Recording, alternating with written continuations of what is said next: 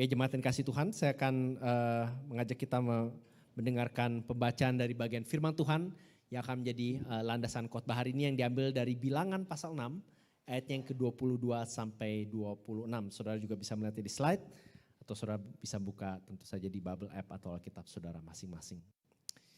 Demikian firman Tuhan. Tuhan berfirman kepada Musa, "Berbicaralah kepada Harun dan anak-anaknya. Beginilah harus kamu memberkati orang Israel, katakanlah kepada mereka, Tuhan memberkati engkau dan melindungi engkau. Tuhan menyinari engkau dengan wajahnya dan memberi engkau kasih karunia. Tuhan menghadapkan wajahnya kepadamu dan memberi engkau damai sejahtera. Demikianlah harus mereka meletakkan namaku atas orang Israel, maka aku akan memberkati mereka." Saudara sekalian, sekali lagi terima kasih untuk kesempatan boleh melayani tadi pagi di El Gibor di Gold Coast dan sore ini di GPD Brisbane. Terima kasih untuk Pak Jerry dan seluruh board di GPD yang memberi saya kesempatan boleh melayani firman Tuhan hari ini. Saudara, di Chinese New Year 2023 ini yang dikenal dengan The Year of the Rabbit, tadi saya sempat baca apa sih katanya yang dijanjikan oleh tahun kelinci. Katanya tahun kelinci menjanjikan kemakmuran, prosperity, umur panjang, longevity, dan tentu saja damai atau peace. Dan kalau saudara membaca artikel atau saudara familiar, maka setiap tahun atau setiap sio bisa dibilang ada angka keuntungan, ada warna yang bawa keuntungan yang saudara perlu kejar atau saudara perlu hindari kalau itu membawa kerugian. Nah saudara, saya yakin setiap dari kita, entah kita di gereja atau di luar gereja, kita selalu mencari apa yang namanya diberkati atau semacam diberkati. Bahkan cukup populer kalau saudara menggunakan media sosial, seringkali kalau saudara mendapatkan berkat atau kado atau lulus atau dapat kerjaan baru, saudara bikin posting terus saudara taruh hashtag, bukan blessed ya, diberkati ya. Terlepas dari agama saudara, kadang-kadang pun saudara taruh itu hashtag diberkati. Tetapi kalau saudara lihat di slide berikutnya, pertanyaan yang saya mau coba kita kupas hari ini adalah sebetulnya dari mana sih kita tahu bahwa kita sungguh-sungguh diberkati? How do we know that we are truly blessed? Saudara, berkat atau diberkati tidak selalu berbicara tentang hal-hal yang positif, hal-hal yang baik atau hal-hal yang luar biasa terjadi dalam hidup kita. Kalau cuma bicara soal itu, saya yakin orang sekuler pun, orang yang tidak mengenal Tuhan pun bakal mengakui bahwa itu adalah berkat. Entah dari mana sumbernya gitu ya. Problemnya adalah kalau kita membatasi berkat hanya pada hal-hal yang positif, maka akhirnya kita kehilangan balance atau tidak mengikuti apa yang Alkitab katakan atau jelaskan tentang apa artinya diberkati. Itu sebabnya pertanyaan hari ini, dari mana sih kita tahu bahwa kita sungguh-sungguh diberkati? Apa sih itu berkat yang sungguhnya? Nah hari ini saya mau mengajak kita membayangkan blessing atau berkat atau being blessed itu sebagai seperti diamond. Ya, kalau saudara lihat di slide berikutnya, berlian yang indah itu kan mempunyai banyak faset, yang itu yang membuat dia menjadi berlian yang indah. Dan ada 4 faset yang saya mau ajak saudara lihat hari ini, yaitu the giver, the gift, the guarantee, and the goal. 3G yang saya mau saudara ingat selama khotbah ini tentang blessing. Kalau saudara mengerti tentang keempat faset ini, the giver, the gift, the guarantee, dan the goal, maka saya jamin, kalau bukan saya yang jamin sih, firman Tuhan menjamin, saudara bukan saja akan semakin mengerti apa artinya diberkati, tetapi saudara tahu di mana mencarinya dan bagaimana saudara bisa lebih mengalami berkat Tuhan dalam hidup saudara. Yang pertama adalah the giver. Jadi di slide berikutnya, the giver is the Lord himself.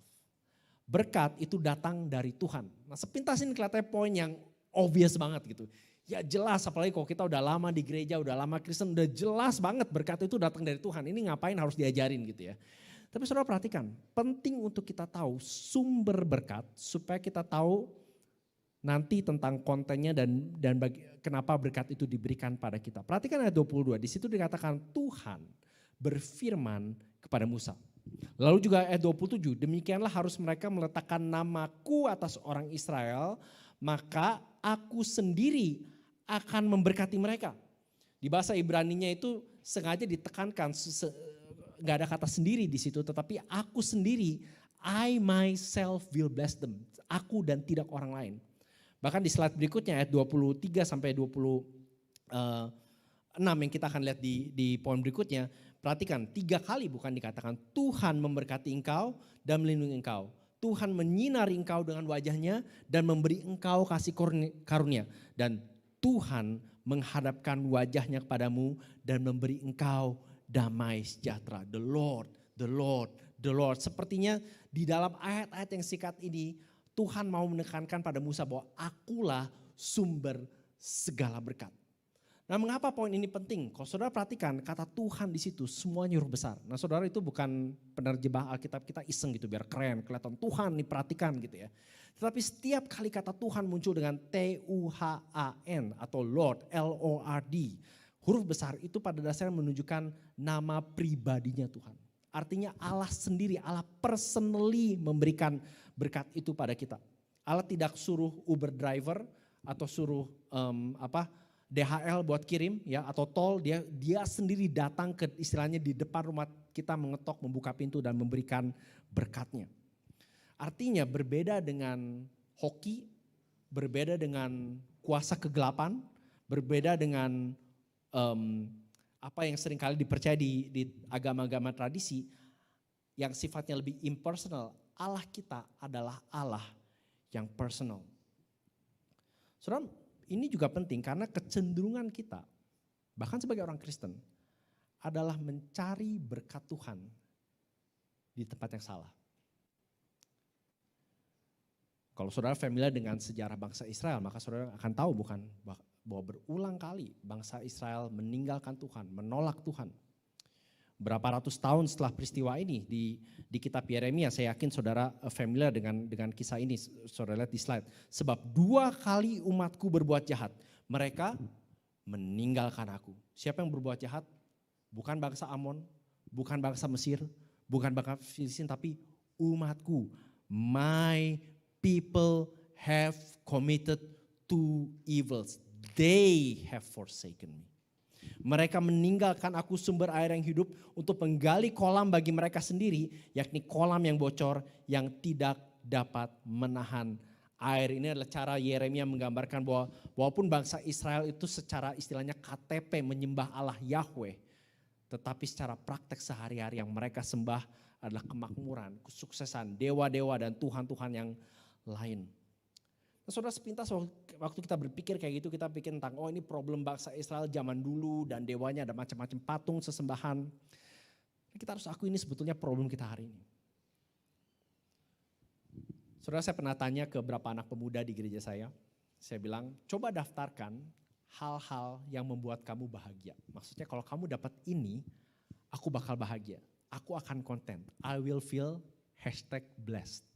Terus mereka mulai tulis pacar gitu ya, karir, tahu mau ngapain, dapat kerjaan, punya properti, dapat PR, daftarin panjang gitu, mungkin ada 12-20 poin gitu ya. Di gereja loh ya. Terus saya bilang sekarang coba bawa daftar yang sama, besok di kampus kamu ketemu teman-teman kamu yang ateis, yang Buddha, yang segala macam. Terus tanya pertanyaan yang sama, kira-kira isinya sama enggak? Menurut saudara jawabannya apa? Hampir semua bilang jawabannya sama kok. Saudara lihat slide berikutnya. Kita punya semacam mantra. If I have that, then I feel blessed. Tapi isinya apa? Kita harus akui seringkali isinya harta milik. Isinya relasi tertentu. Isinya rasa hormat dari orang lain, rasa kagum dari orang lain. Kalau aku sudah mendapatkan itu lebih lagi, barulah aku merasa diberkati. Saudara, cara lain untuk ngetes ini adalah pikirkan terakhir kali, mungkin baru-baru ini waktu saudara merasa marah, kecewa, sedih, putus asa, atau saudara memimpi daydreaming, atau saudara ketakutan. Waktu saudara merasakan semuanya itu, kita harus akui bukan, kebanyakan itu terjadi waktu apa yang kita miliki, relasi kita, rasa hormat kita tidak terima, rasa kagum yang kita dambakan dari orang lain itu kita tidak dapatkan. Intinya emosi-emosi kita yang kuat itu menunjukkan sebetulnya apa yang ada dalam hati kita.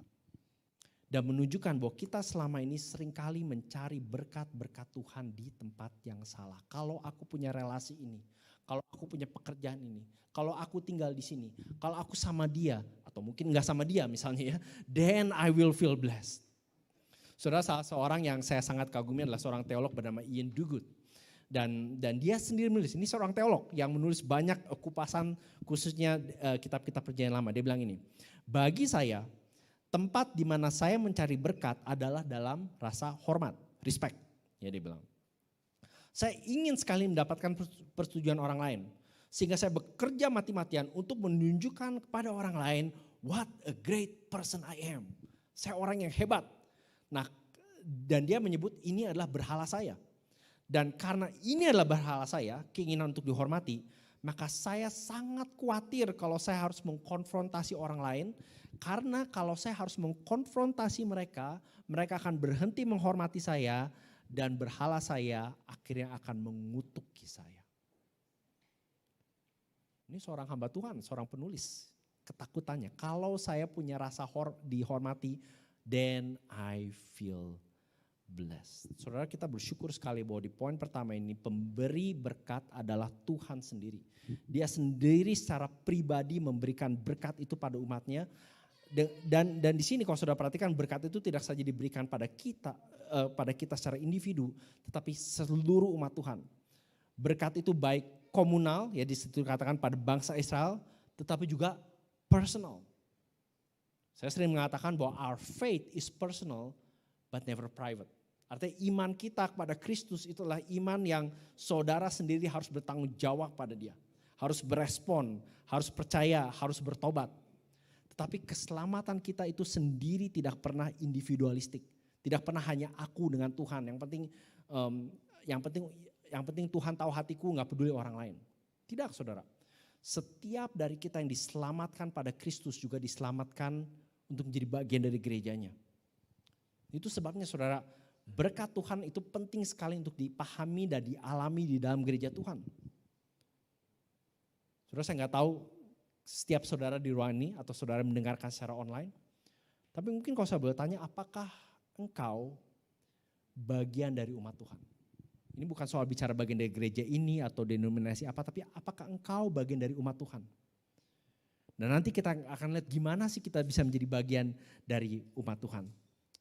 Nah, kalau saudara adalah bagian dari umat Tuhan, apakah kalau saudara ditanya pertanyaan, if I have, then I feel blessed. Apa yang saudara akan jawab? Apakah jawabannya Tuhan, kehadirannya, kasih karunia-Nya? Atau apakah kita seperti bangsa Israel, kita membagi berkat itu dengan berhala-berhala lain? Saudara, di slide berikutnya, ini semacam ini ya, rangkuman pendek. Kita sungguh-sungguh diberkati karena inisiatif dan komitmen pribadi Tuhan sendiri memberkati umatnya. Jadi kita betul-betul tahu apa arti diberkati karena Tuhan sendirilah yang berinisiatif dan berkomitmen untuk memberkati bukan saja umatnya tetapi kita pribadi lepas pribadi. Dan saudara, poin ini sebetulnya penting dan menarik sekali karena kalau saudara melihat di bilangan 6, itu kan bilangan 6. Ini saudara lihat di rumah ya, bilangan saya nggak tahu ada 20 sekian pasal. Kalau saudara membaca seluruh kitab bilangan itu sebetulnya salah satu kitab yang sangat sedih di Alkitab. Pasal 7 sampai 10 kalau nggak salah ada sejumlah aturan dan seterusnya. Tetapi lewat pasal 10, 11, 12 saudara akan menemukan bahwa bangsa Israel mengeluh, protes, berusaha kembali ke tanah Mesir. Bahkan sampai titik tertentu mereka mau membunuh Musa. Saking putus asanya Musa mengatakan pada Tuhan, what have you done? Apakah aku melahirkan bangsa ini sehingga aku diberikan penderitaan sebesar ini? Tetapi yang menarik adalah di awal perjalanan mereka yang Tuhan tahu mereka akan memberontak, mereka akan tidak setia, Tuhan sendiri menjanjikan berkatnya. Dan poinnya ini adalah mengatakan, aku adalah Tuhan yang seperti ini. I am that kind of God. Nah itu sebabnya kita perlu tahu apa sih yang Tuhan berikan pada bangsa Israel. Mari kita lihat pertama tadi kan the gift, yang kedua adalah the giver, aspek facet yang kedua adalah the gift. Apa sih berkat yang Tuhan berikan? Kontennya adalah perlindungan, kasih karunia, dan damai Tuhan. Sekarang kita baru lihat isinya ya. Tuhan memberkati engkau dan melindungi engkau. Tuhan menyinari engkau dengan wajahnya dan memberi engkau kasih karunia. Tuhan menghadapkan wajahnya kepadamu dan memberi engkau damai sejahtera. Saudara, selain mengulang siapa sih pemberi berkat ini, di sini 3 kali juga digambarkan secara semakin intens dari satu baris ke baris berikutnya.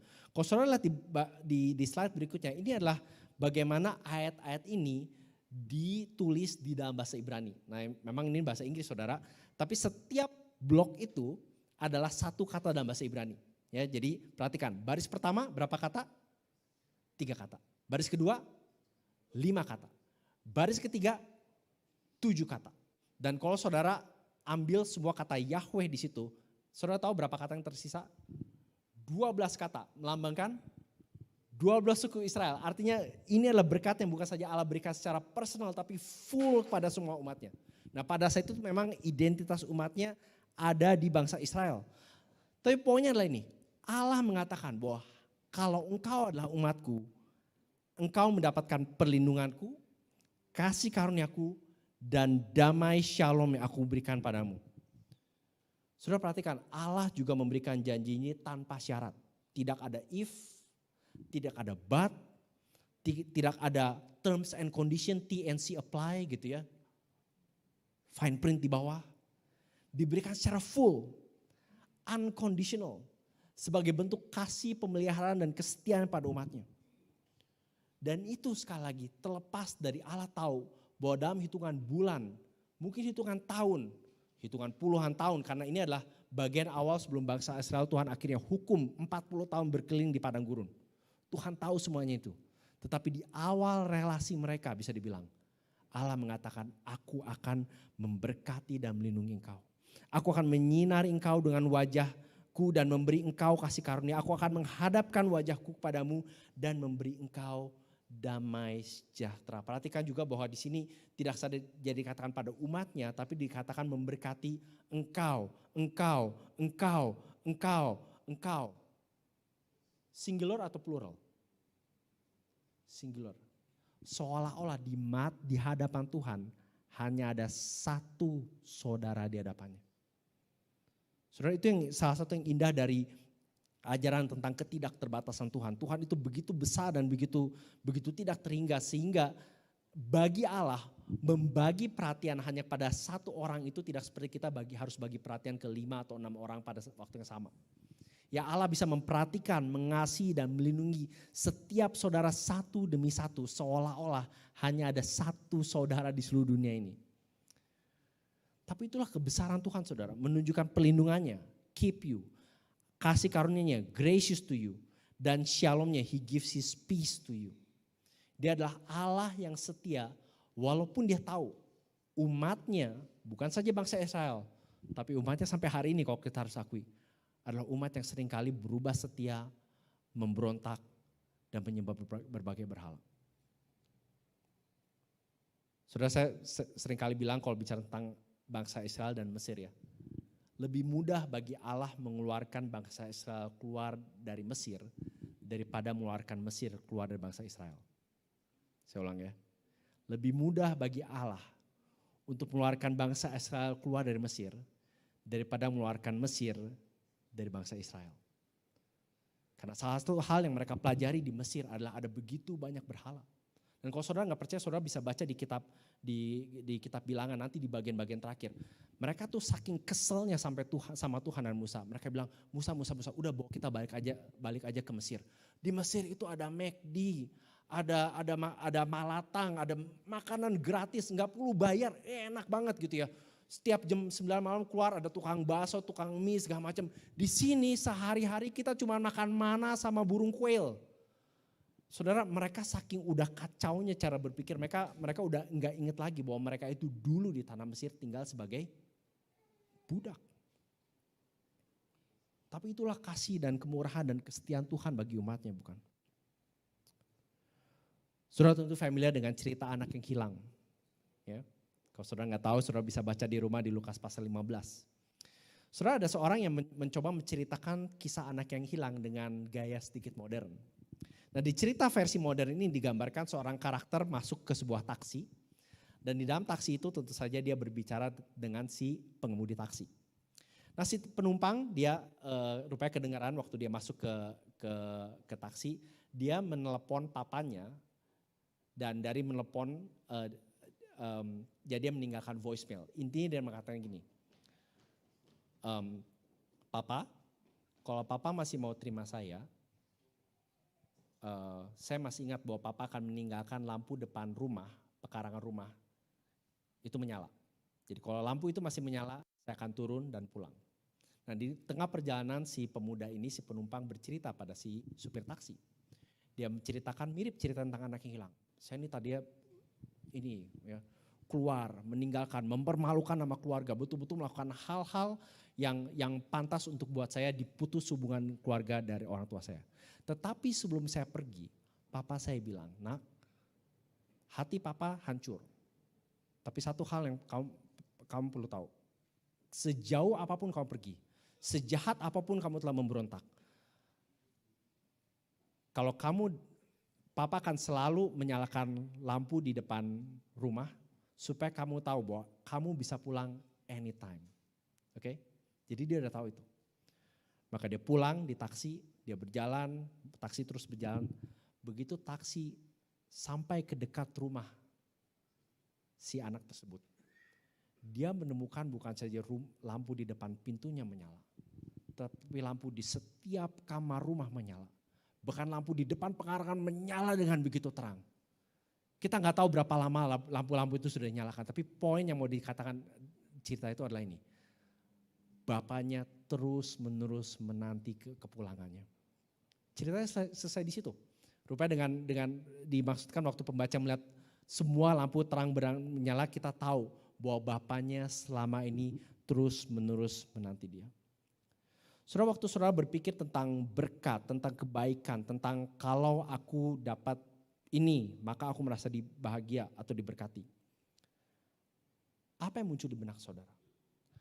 Apakah hal-hal yang sementara di dunia ini? Atau apakah pelindungannya? Kasih karunia-Nya? Damai sejahtera yang sejati yang dia janjikan bagi dia? Saudara, berapa sering saudara amazed tentang the fact bahwa Allah mengasihi dan mencintai saudara dengan begitu dalamnya. Itu sebabnya saudara, di bagian ini kita diingatkan di slide berikutnya, kita sungguh-sungguh diberkati karena berkat terbesar Tuhan bukanlah hal-hal yang dia berikan pada kita, tetapi kehadirannya di tengah hidup kita. Saudara, kalau melihat bagian awal dari kitab Bilangan, saudara akan menemukan satu bagian menarik sekali, di mana Allah itu mengatur bagaimana bangsa Israel berkemah. Dan saudara akan melihat bahwa kemah perjanjian itu selalu ada di tengah-tengah. Sekelilingnya itu adalah perkemahan orang Lewi. Utara, selatan, barat, timur adalah kemah 12 suku yang lain. Itu menggambarkan Allah itu selalu mau ada di tengah-tengah umatnya. Dia tidak malu untuk tinggal di tengah-tengah mereka. Dan itu sekali lagi mau menunjukkan bahwa berkat terbesar Tuhan bukanlah hal-hal yang diberikan pada kita, tetapi kehadirannya di tengah setiap bentuk tantangan, kesulitan, kegembiraan hidup kita. Kita sungguh-sungguh diberkati karena berkat terbesar Tuhan adalah kehadirannya di tengah hidup kita. Itu yang dimaksud dengan dia secara intens mengatakan Tuhan memberkati engkau dan melindungi engkau. Tuhan mengarahkan wajahnya padamu, dan gambar mengarahkan wajahnya padamu itu seperti seorang ayah, seorang ibu yang selalu memperhatikan anaknya di tengah gerombolan ribuan anak yang lain. Yang dia hanya perhatikan hanya anaknya saja, bukan anak orang lain. Ya. Dan Allah memperhatikan setiap saudara dan saya dan seluruh umatnya dengan pandangan khusus karena dia hadir tengah-tengah kita. Nah saudara, kalau berkat-berkat ini, berkat kehadiran Tuhan ini kedengarannya too good to be true. Dari mana sih kita tahu bahwa kita memiliki berkat ini? Nah itu sebabnya fasilitas yang ketiga adalah the guarantee. Apa sih jaminannya? Bahwa kita mempunyai perlindungan, kasih karunia, dan shalom dari Tuhan. The guarantee adalah Yesus Kristus sendiri, imam besar agungnya Tuhan. Perhatikan di ayat 23. Berbicaralah kepada siapa? Kepada Harun dan anak-anaknya. Beginilah harus kamu memberkati orang Israel. Katakanlah pada mereka hal-hal yang tadi kita lihat di bagian sebelumnya. Saudara perhatikan bahwa berkat yang Allah berikan itu bentuknya perwakilan. Artinya seperti ini. Betul, yang memberkati atau sumber berkat adalah Allah sendiri. Allah Yahweh, the Lord. Betul, yang menerima berkat adalah umatnya sendiri dan bukan orang lain. Tetapi berkat yang diberikan dari Allah pada umat itu disampaikan melalui perkataan para imam. Dalam hal ini Harun dan anak-anaknya. Nah, kalau saudara tahu apa yang terjadi di kitab Bilangan dan kitab Ulangan, di kitab-kitab Musa, saudara kan tahu bahwa setiap kali Harun itu istilahnya menjadi perwakilan umat Israel, ia harus memberikan yang namanya korban sembelihan. Artinya waktu Harun mengangkat tangannya atau nanti anak-anaknya mengangkat tangannya dan mengucapkan berkat 3 kali lipat itu kepada bangsa Israel, kemungkinan besar dia melakukan persis atau tidak lama setelah dia menyembelih korban sembelihan, ya, dan mencipratan darah depan altar. Jadi kalau saudara bayangkan waktu dia mengangkat tangannya dan mengatakan the Lord bless you and keep you, kemungkinan besar tangannya itu masih segar berlumuran darah merah. Kenapa? Karena darah itulah yang menjamin bahwa Allah sendiri akan berkati kamu. Bukan siapa Harun, bukan kata-katanya, tetapi Allah sendiri yang melalui korban itu berjanji akan memberikan berkat itu kepada umatnya. Karena dia tahu umatnya adalah umat yang tidak setia, umat yang terus berdosa, umat yang hatinya mudah sekali terpikat pada berbagai berhala-berhala lainnya. Itu sebabnya dosa dan pelanggaran mereka harus selalu ditebus, harus selalu dinyatakan bahwa ini, lihat darah ini. Ini menunjukkan bahwa we are good, there is peace within us. Maka terimalah damai dariku. Nah tentu saja saudara, di perjanjian baru, korban sembelihan ini digenapi oleh Yesus. Saudara di Lukas 24 di slide berikutnya, dikatakan Yesus membawa murid-muridnya setelah dia bangkit dari kematian keluar kota sampai dekat Betania, terus perhatikan di situ ya. Di situ ia mengangkat tangannya lalu memberkati mereka. Dan ketika ia sedang memberkati mereka, ia berpisah dari mereka dan terangkat ke surga. Saudara, saya cukup yakin bahwa waktu Yesus memberkati mereka, yang dia ucapkan adalah kata-kata ini. Tuhan memberkati engkau dan melindungi engkau. Tuhan mengarahkan wajahnya padamu dan memberikan engkau kasih karunia. Tuhan mengarahkan wajahnya padamu dan memberi engkau damai sejahtera. Dan berbeda dengan Harun dan imam-imam besar lainnya yang setiap tahun, setiap waktu harus menyembelih binatang, tangannya penuh darah. Yesus memberkati dengan tangannya, tapi tangannya itu sudah mati dan bangkit dari kematian. Dia adalah imam besar yang lebih agung lagi. Itu sebabnya di slide berikutnya, Ibrani 4 ayat 14, kita sekarang mempunyai imam besar agung, a great high priest yang telah melintasi semua langit, yaitu Yesus anak Allah. Istilah melintasi semua langit itu bicara dia punya kualitas yang tidak bisa dibandingkan sama sekali dengan imam-imam yang pernah ada sepanjang bangsa Israel. Kalau dulu imam harus bawa korban, sembelih, tangannya penuh darah, kasih berkat. Ini imam yang ini dia memberikan dirinya sendiri. Membiarkan dirinya disembelih. Supaya ia bisa menjamin berkat-berkat itu datang pada kita. Ia sendiri adalah korbannya. Dengan mengatakan ia sendiri adalah korbannya, Yesus sendiri menanggung setiap kebalikan dari berkat. Yaitu kutuk. Kutukan dari murka Tuhan yang saudara dan saya patut terima. Itu sepenuhnya ditanggung oleh Yesus di salib. Bahkan dapat dikatakan salib Yesus adalah persis kebalikannya dari Bilangan 6 ayat 24-26. Apakah Allah Bapa memberkati dan melindungi Yesus ketika ia disalib? Tidak. Ia diserahkan pada mereka yang membenci dan mau membunuhnya.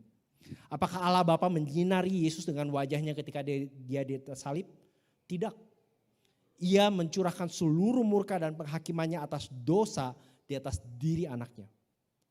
Apakah Allah Bapa menghadapkan wajahnya pada Yesus dan memberikan damai shalom padanya? Tidak, saudara. Ia memalingkan wajahnya dari Yesus.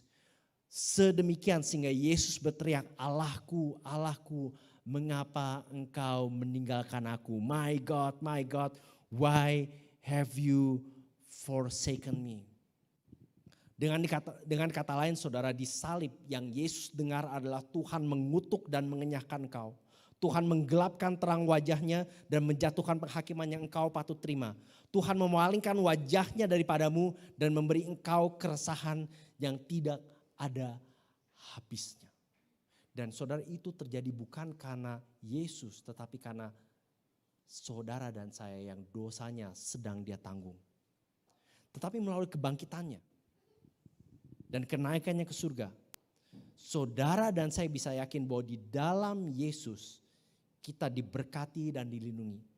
Di dalam Yesus Allah Bapa menyinari kita dengan wajahnya dan memberi kita kasih karunia.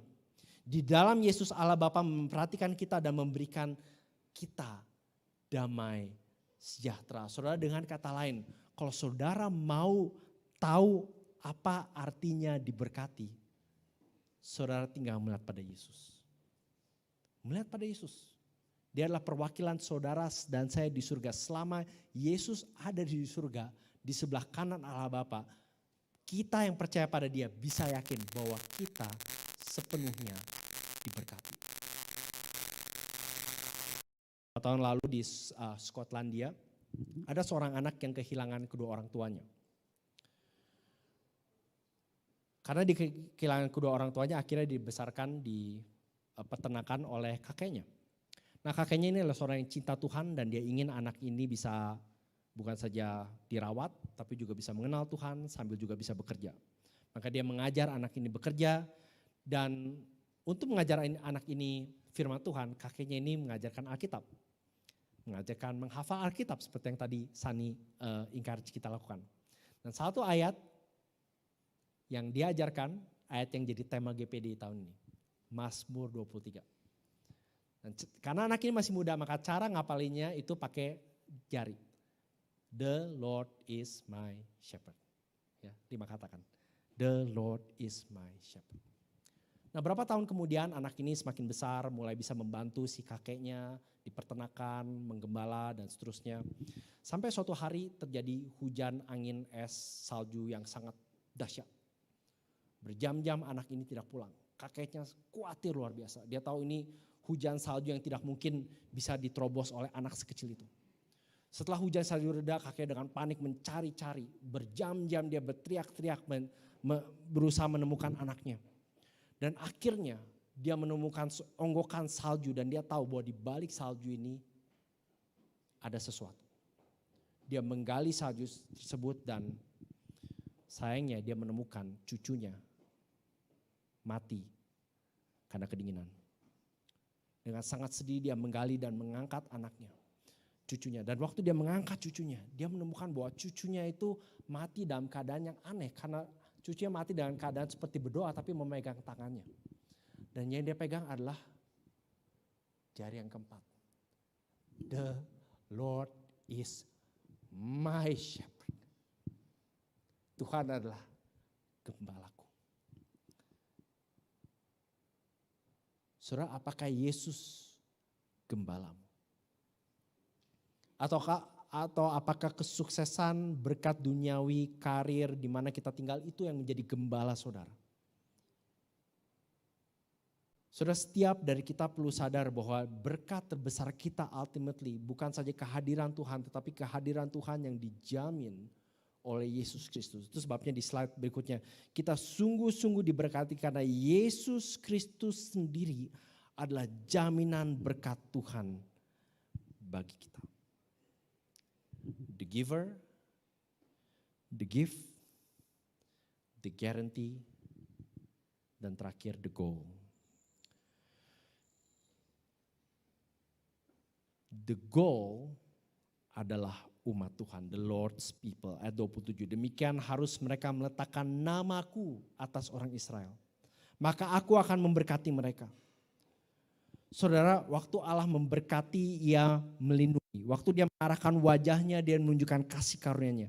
Waktu Dia mengarahkan wajahnya pada kita, Dia memberikan shalom-Nya yang sejati pada kita. Itu sebabnya saya suka kutipan ini dari seorang bernama David King di slide berikutnya.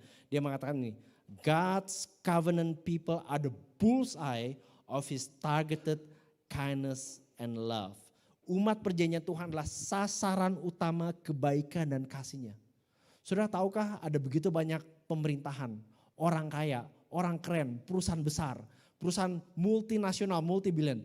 Tapi perhatian Tuhan Allah, hatinya, kasihnya, kasih karunia tertuju pada saudara dan saya, yaitu gerejanya.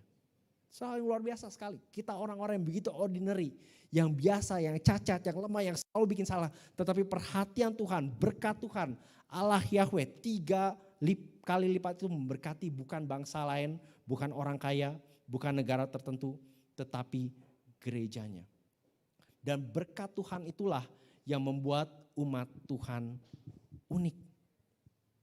Saudara sekali lagi, tahukah saudara berkat ini? Saudara sekali lagi cerita tentang Mazmur 23 kalau saudara gak keberatan. Sorry kalau saudara pernah dengar ceritanya. Tapi suatu ketika ada seorang aktor yang cukup terkenal, yang menawarkan untuk membacakan Mazmur 23. Dia aktor yang luar biasa terkenal dan dia di sejumlah penonton yang cukup besar, dia mulai membacakan Mazmur 23 yang dia hafalkan. The Lord is my shepherd dan seterusnya dan seterusnya. Begitu dia selesai, seluruh penonton bertepuk tangan dengan riuh. Luar biasa, intonasinya, nadanya, kejelasannya, iramanya. Wah, betul-betul ini adalah aktor kelas dunia yang bisa bukan saja menghafal tetapi menyampaikan Mazmur 23 dengan begitu dahsyat. Tapi di tengah penonton itu ada seorang bapak tua. Dia mengangkat tangan terus bilang kepada aktor, Pak izin, boleh gak gantian? Sekarang saya yang membacakan Mazmur 23, saya juga hafal. Si aktor ini agak canggung, siapa bapak tua ini gitu ya. Ya udah deh. Malu gitu ya, akhirnya dia kasih si bapak tua maju. Dan si bapak tua itu mulai membacakan atau mengulang Mazmur 23, Mazmur yang sama. Tuhan adalah gembalaku dari awal sampai selesai. Sampai kalimat terakhir, tidak ada tepuk tangan. Tidak ada suitan. Tidak ada ucapan kekaguman. Tetapi yang adalah air mata, kesedihan, rasa kusuk yang mendalam. Seluruh penonton begitu tergerak oleh apa yang si bapak tua ini ucapkan tentang gembalanya. Nah, si aktor tentu kaget luar biasa bukan? Saya sudah menjadi aktor selama puluhan tahun dan menghafalkan cara membaca yang terbaik seluruh dunia. Saya punya training dan pengalaman yang tentu lebih besar daripada Bapak. Tapi saya tidak pernah bisa menggerakkan penonton seperti yang Bapak baru saja lakukan. Tell me, what is your secret? Saya mau belajar. Di bapak tua itu mengatakan, saudara atau Pak, tahu bedanya apa? You know the psalm, but I know the shepherd. Kamu tahu Mazmurnya, kamu bisa hafalkan dengan intonasi terbaik di dunia. Tetapi aku tahu si gembalanya. Saudara, menjadi bagian dari umat Tuhan adalah hidup di dalam komunitas umat Tuhan yang digembalakan oleh Kristus. Itu sebabnya di situ dikatakan, bukan di berkat Tuhan di situ kan. Mereka harus meletakkan namaku, my name, nama Yahweh atau nama Yesus di atas orang Israel. Karena dia adalah gembala kita. Dan semakin kita mengalami pengalaman kita di tengah umat Tuhan, di situ pun kita akan mengalami berkat dan kehadiran Tuhan. Dan kita bisa mengatakan, I know, we know the shepherd. Dan slide berikutnya yang menutup bagian ini. Kita sungguh-sungguh diberkati karena kepada siapa Tuhan menempatkan namanya, disitulah ia mencurahkan berkatnya. Sudah mau tahu apa arti diberkati? Diberkati artinya menjadi bagian dari umat Tuhan. Menjadi bagian dari umat Tuhan yang kepadanya Allah menempatkan namanya. So, big question kita. Bagaimana kita tahu bahwa kita sungguh-sungguh diberkati? Sorry, di slide. Seperti berlian Ya, slide berikutnya lagi. Kita tahu kita punya berkat sungguhnya dengan tahu the giver, the gift, the guarantee, dan the goal. Dan terakhir sekali lagi saudara, kita sungguh-sungguh diberkati karena di dalam Yesus saudara dan saya menerima pelindungan, kasih karunia, dan damai sejahtera Tuhan. Mari kita berdoa. Ya Tuhan, kami sekali lagi bersyukur bahwa di dalam Kristus kami mempunyai segala-galanya. Sehingga setiap kami harusnya dapat berkata, karena kami sudah mempunyai Yesus, kami sungguh-sungguh blessed, diberkati oleh perlindungan, anugerah, dan shalom Tuhan.